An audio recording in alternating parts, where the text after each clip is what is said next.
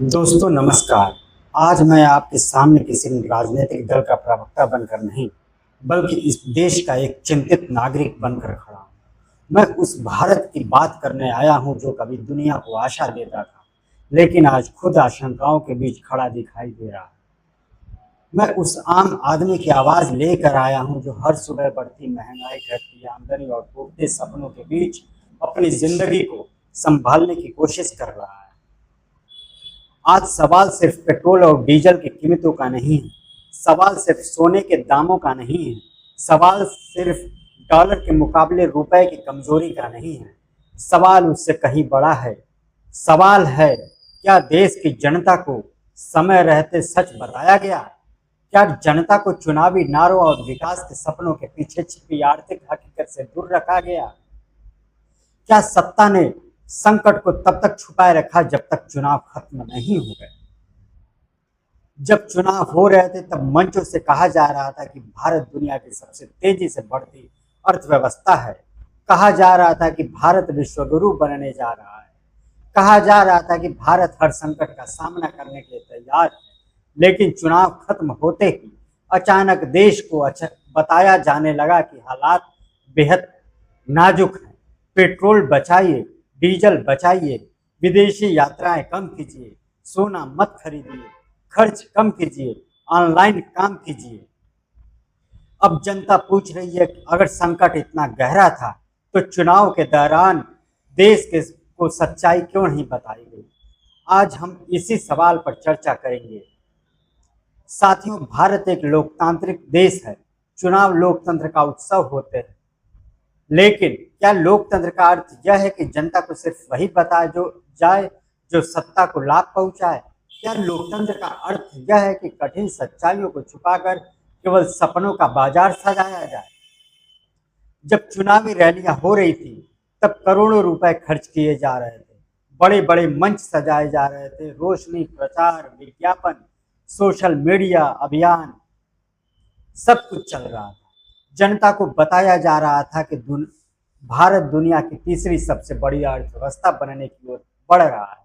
लेकिन उसी समय दुनिया के बाजारों में तेल की कीमतें बढ़ रही थी, अंतर्राष्ट्रीय सप्लाई चेन टूट रही थी, डॉलर मजबूत हो रहा था, वैश्विक व्यापार संकट में था, युद्ध के कारण समुद्री रास्ते प्रभावित हो रहे थे, खाद्य पदार्थों और उर्वरकों की कमी लगातार बढ़ रही थी।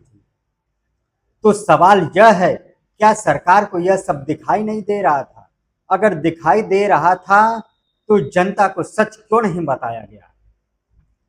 अगर दिखाई नहीं दे रहा था तो फिर यह प्रशासनिक विफलता है, और अगर जानबूझकर नहीं बताया गया तो यह जनता के विश्वास के साथ खिलवाड़।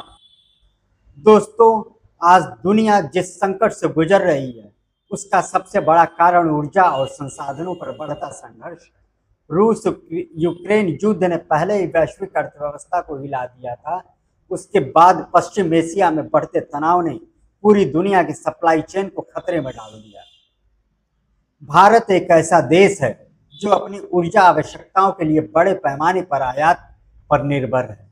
हमारा पेट्रोल, डीजल, गैस, उर्वरक बहुत कुछ विदेशों से आता है। जब अंतर्राष्ट्रीय बाजार में कीमतें बढ़ती हैं तो उसका सीधा असर भारतीय जनता पर पड़ता है। लेकिन समस्या केवल इतनी नहीं है।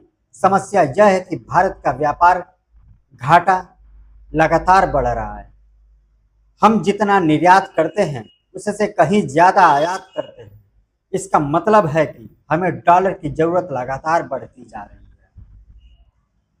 और जब डॉलर महंगा होता है तो भारत के लिए तेल खरीदना और महंगा हो जाता है। इसका असर सिर्फ पेट्रोल पंप तक सीमित नहीं रहता, इसका असर खेती पर पड़ता है, ट्रांसपोर्ट पर पड़ता है, खाने पीने की चीजों पर पड़ता है, बिजली पर पड़ता है, उद्योगों पर पड़ता है। यानी महंगाई धीरे धीरे हर घर में प्रवेश कर जाती है। साथियों, जब किसी देश का प्रधानमंत्री जनता को यह कहने लगे कि पेट्रोल बचाइए, डीजल बचाइए, विदेश यात्राएं कम कीजिए, सोना मत खरीदिए, खर्च कम कीजिए, तो यह सिर्फ एक सलाह नहीं होती, यह एक संकेत होता है। यह संकेत होता है कि सरकार को आने वाले समय में आर्थिक दबाव दिखाई दे रहा है। सोना खरीदने से रोकने का मतलब क्या है? भारत दुनिया में सबसे ज्यादा सोना खरीदने वाले देशों में से एक है। जब भारत सोना खरीदता है तो विदेशी मुद्राएं बाहर जाती हैं। सरकार चाहती है कि विदेशी मुद्रा का भंडार सुरक्षित रहे, क्योंकि अगर डॉलर की कमी हुई तो अंतर्राष्ट्रीय बाजार से जरूरी सामान खरीदना मुश्किल हो जाएगा। यानी जनता को यह संदेश दिया जा रहा है कि देश को डॉलर बचाने की जरूरत है। लेकिन सवाल यह है कि आम आदमी के पास इतना पैसा बचा भी है कि वह सोना खरीद सके? आज मध्यम वर्ग पहले ही महंगाई से परेशान है। नौकरी की असुरक्षा बढ़ रही है, शिक्षा महंगी हो चुकी है, स्वास्थ्य सेवाएं महंगी हो चुकी हैं, किराया बढ़ गया है, बिजली के बिल बढ़ गए हैं। ऐसे में जनता से यह कहना कि खर्च कम कर दीजिए, क्या यह समाधान है? महंगाई तब दिखाई देती है जब किसान की लागत बढ़ जाती है लेकिन उसकी फसल का दाम नहीं बढ़ता। आज पेट्रोल महंगा है, डीजल महंगा है, गैस महंगी है, खाद महंगी है, दाल महंगी है, तेल महंगा है और सबसे बड़ा सच यह है कि आम आदमी की आय उसी अनुपात में नहीं बढ़ी। यही जनता को दो तरफ से पीस रही है, कमाई कम, खर्च ज्यादा। दोस्तों, जब सरकार जनता से कहने लगे कि खर्च कम करो, यात्राएं कम करो, सोना मत खरीदो, ईंधन बचाओ, तो स्वाभाविक है कि लोगों के मन में सवाल उठेगा कि क्या देश आर्थिक आपातकाल जैसी स्थिति की ओर बढ़ रहा है। यह जरूरी नहीं कि आधिकारिक रूप से इमरजेंसी घोषित की जाए। कई बार हालात खुद ही लोगों को डराने लगते हैं। अगर बाजार में अनिश्चितता बढ़े, अगर निवेश घटे, अगर रोजगार कम हो, अगर विदेशी निवेशक पैसा निकालने लगे, अगर रुपए की कीमत गिरने लगे, अगर सरकार लगातार जनता से बचत की अपील करने लगे, तो जनता के भीतर भय पैदा होना स्वाभाविक है। और अर्थव्यवस्था में भय सबसे खतरनाक चीज होता है, क्योंकि जब जनता डरती है तो खर्च करना बंद कर देती है। जब खर्च रुकता है तो बाजार धीमा पड़ जाता है, जब बाजार धीमा पड़ता है तो उत्पादन घटता है, और जब उत्पादन घटता है तो सरकार की तरफ से यह दिखने लगता है कि यह तो रोजगार खत्म हो रहा है। दोस्तों, किसी भी अर्थव्यवस्था की असली ताकत उसका युवा होता है, लेकिन अगर युवाओं के पास रोजगार न हो तो वही युवा निराशा का प्रतीक बन जाता है। आज भारत के सामने सबसे बड़ा संकट बेरोजगारी का है। डिग्रियां बढ़ रही हैं लेकिन नौकरियां नहीं। लाखों युवा प्रतियोगी परीक्षाओं की तैयारी करते करते उम्र पार कर रहे हैं। निजी क्षेत्र में नौकरी की स्थिरता खत्म हो चुकी है, कॉन्ट्रैक्ट जॉब्स बढ़ रही है, वेतन और महंगाई के बीच का अंतर बढ़ता जा रहा है। आईटी सेक्टर में छटनी हो रही है, छोटे उद्योग बंद हो रहे हैं, स्टार्टअप्स फंडिंग संकट से जूझ रहा है। ग्रामीण भारत में रोजगार के अवसर सीमित हैं। जब रोजगार नहीं होगा तो खरीदारी कौन करेगा? जब खरीदारी नहीं होगी बढ़ता जा रहा है। आईटी सेक्टर में छटनी हो रही है, छोटे उद्योग बंद हो रहे हैं, स्टार्टअप्स फंडिंग संकट से जूझ रहा है। ग्रामीण भारत में रोजगार के अवसर सीमित हैं। जब रोजगार नहीं होगा तो खरीदारी कौन करेगा? जब खरीदारी नहीं होगी तो बाजार कैसे चलेगा? जब बाजार नहीं चलेगा तो उद्योग कैसे चलेंगे? और जो उद्योग नहीं चलेंगे तो टैक्स कहां से आएगा? यही वह चक्र है जो किसी भी अर्थव्यवस्था को कमजोर कर देता है। साथियों, महंगाई कोई आंकड़ा नहीं है, महंगाई एक परिवार की पीड़ा है। महंगाई तब दिखाई देती है जब एक माँ बाजार जाकर आधा सामान लेकर वापस आती है। महंगाई तब दिखाई देती है जब एक पिता अपने बच्चों की फीस भरने के लिए कर्ज लेता है। महंगाई तब दिखाई देती है जब गैस सिलेंडर भरवाना भी मुश्किल हो जाता है। साथियों, प्रधानमंत्री ने जब वर्क फ्रॉम होम और ऑनलाइन सिस्टम का जिक्र किया तो यह सिर्फ तकनीकी की बात नहीं थी, यह संकेत था कि आने वाले समय में ईंधन बचाने और खर्च कम करने पर जोर दिया जाएगा। कोविड के दौरान हमने देखा कि ऑफिस बंद हुए, स्कूल ऑनलाइन हुए, मीटिंग्स वर्चुअल हुई, यात्राएं कम हुई, लेकिन कोविड एक स्वास्थ्य संकट था। आज जो संकट सामने है वह आर्थिक संकट है, और आर्थिक संकट ज्यादा लंबा और ज्यादा जटिल होता है, क्योंकि बीमारी का इलाज मिल सकता है लेकिन बेरोजगारी और महंगाई का इलाज तुरंत नहीं मिलता है। दोस्तों, भारत की आत्मा गांव में बसती है। लेकिन आज सबसे ज्यादा संकट गांव में ही मंडरा रहा है। उर्वरक महंगे हो रहे हैं, डीजल महंगा हो रहा है, बिजली की लागत बढ़ रही है, सिंचाई महंगी हो रही है, किसान की लागत लगातार बढ़ रही है। अगर खाद की कमी हुई, अगर डीजल महंगा हुआ, अगर ट्रांसपोर्ट महंगा हुआ तो आने वाले समय में खाद्य पदार्थ और भी महंगे होंगे। यानी यह संकट सिर्फ शहरों का नहीं है, यह गांवों तक पहुंच चुका है। साथियों, भारत का मध्यम वर्ग हमेशा इस देश के ऋण माना गया है। वही टैक्स देता है, वही शिक्षा पर खर्च करता है, वही घर खरीदता है, वही बाजार चलाता है। लेकिन आज सबसे ज्यादा दबाव उसी पर है। उसकी बचत घट रही है, उसकी नौकरी असुरक्षित है और उसके बच्चों की शिक्षा महंगी है, उसके स्वास्थ्य का खर्च बढ़ गया है और उससे कहा जा रहा है कि खर्च कम करो। तो सवाल यह है कि आखिर वह जिए कैसे। दोस्तों, लोकतंत्र केवल चुनाव जीतने का नाम नहीं है, लोकतंत्र विश्वास का नाम है। अगर जनता को कठिन सच्चाइयां नहीं बताई जाएंगी, अगर हर संकट को प्रचार के पर्दे के पीछे छुपाया जाएगा, अगर जनता को सिर्फ चुनावी सपने दिखाए जाएंगे, तो धीरे धीरे लोकतंत्र का भरोसा कमजोर होगा। जनता सवाल पूछेगी, क्या सरकार ने समय रहते तैयारी की? क्या संकट को कम करने के लिए ठोस कदम उठाए गए? क्या जनता को भरोसे में लिया गया? क्या संसद में खुलकर चर्चा हुई? क्या विपक्ष को साथ लिया गया? क्या विशेषज्ञों की सलाह मानी गई? साथियों, सिर्फ डर फैलाना समाधान नहीं है, हमें समाधान पर भी बात करनी होगी। पहला समाधान, रोजगार सृजन।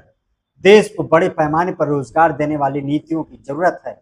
छोटे उद्योगों को राहत देने होगी, ग्रामीण अर्थव्यवस्था को मजबूत करना होगा। दूसरा समाधान, कृषि सुधार। किसान को सस्ती खाद, सस्ता डीजल और उचित समर्थन मूल्य देना होगा। तीसरा समाधान, ऊर्जा आत्मनिर्भरता। भारत को वैकल्पिक ऊर्जा स्रोतों पर तेजी से काम करना होगा। सौर ऊर्जा, इलेक्ट्रिक वाहन और घरेलू उत्पादन बढ़ाना होगा। चौथा समाधान है पारदर्शिता। जनता को सच बताइए, जनता कठिनाइयां सह सकती है लेकिन धोखा नहीं। पांचवा समाधान, सामाजिक सुरक्षा। गरीब और मध्यम वर्ग के लिए स्वस्थ शिक्षा और राशन की मजबूत व्यवस्था जरूरी है। दोस्तों, किसी भी संकट के से केवल सरकार नहीं लड़ती, जनता भी लड़ती है। लेकिन जनता तभी साथ देती है जब उसे विश्वास होता है कि सिर्फ सरकार ईमानदारी से काम कर रही है। अगर जनता को लगे कि उससे सच्चाई छुपाई जा रही है तो अविश्वास बढ़ता है। आज जरूरत है जिम्मेदार नागरिक बनने की, जरूरत है फिजूल खर्ची रोकने की, जरूरत है स्थानीय उत्पादों को बढ़ावा देने की, जरूरत है ऊर्जा बचाने की। लेकिन इसके साथ साथ जरूरत है सवाल पूछने की भी। लोकतंत्र में सवाल पूछना देशद्रोह नहीं होता, सवाल पूछना लोकतंत्र की आत्मा है। साथियों, आज का एक बड़ा संकट यह भी है कि जनता तक सही जानकारी पहुंच भी नहीं रही। टीवी चैनलों पर बहसें होती है, लेकिन वास्तविक आर्थिक मुद्दे अक्सर पीछे छूट जाते हैं। बेरोजगारी, महंगाई, व्यापार घाटा, मुद्रा संकट, इन पर गहराई से चर्चा कम होती है। जनता को मनोरंजन ज्यादा मिलता है, विश्लेषण कम मिलता है और जब जानकारी अधूरी होती है तो अफवाहें बढ़ती हैं। मेरे नौजवान साथियों, यह देश आपका है, इसका भविष्य भी आपका है। अगर आज आप बेरोजगारी से परेशान हैं तो निराश मत होइए, लेकिन सवाल पूछना मत छोड़िए, अपनी आवाज उठाना मत छोड़िए, अपने अधिकारों के लिए जागरूक रहिए। देश को आपकी ऊर्जा चाहिए, आपकी प्रतिभा चाहिए, आपकी मेहनत चाहिए, लेकिन देश को ऐसी व्यवस्था भी चाहिए जो आपको अवसर दे। दोस्तों, आज भारत एक ऐसे मोड़ पर खड़ा है जहां हमें बहुत सावधानी से आगे बढ़ना होगा। संकट वास्तविक है, चुनौतियां गंभीर है, लेकिन देश की ताकत उसकी जनता होती है। भारत ने इससे पहले भी कठिन समय देखे हैं, युद्ध देखे हैं, आर्थिक संकट देखे हैं, महामारी देखी है और हर बार इस देश की जनता ने साहस दिखाया है। लेकिन साहस तभी मजबूत होता है जब नेतृत्व ईमानदार हो। जनता को सच्चाई चाहिए, जनता को भरोसा चाहिए, जनता को दिशा चाहिए। अगर सरकार और जनता मिलकर पारदर्शिता, जिम्मेदारी और दूरदर्शिता के साथ आगे बढ़ें तो हर संकट से निकल जा सकता है। लेकिन अगर सच छुपाया जाएगा, अगर समस्याओं को केवल प्रचार से ढकने की कोशिश होगी, अगर जनता की तकलीफों को नजरअंदाज किया जाएगा तो संकट और गहरा होगा। आज समय की मांग है कि राजनीति से ऊपर उठकर देश हित में निर्णय लिए जाए। आज समय की मांग है कि सत्ता और विपक्ष मिलकर काम करे। आज समय की मांग है कि जनता को भरोसे में लिया जाए और आज समय की मांग है कि देश को केवल सपने नहीं, सच्चाई भी दिखाई जाए। दोस्तों, भारत मजबूत है, भारत संघर्षशील है, भारत उम्मीद है, लेकिन उम्मीद तभी जिंदा रहती है जब सच बोलने का साहस हो। इसी उम्मीद के साथ, इसी विश्वास के साथ मैं अपनी बात समाप्त करता हूं। बहुत बहुत धन्यवाद। जय हिंद।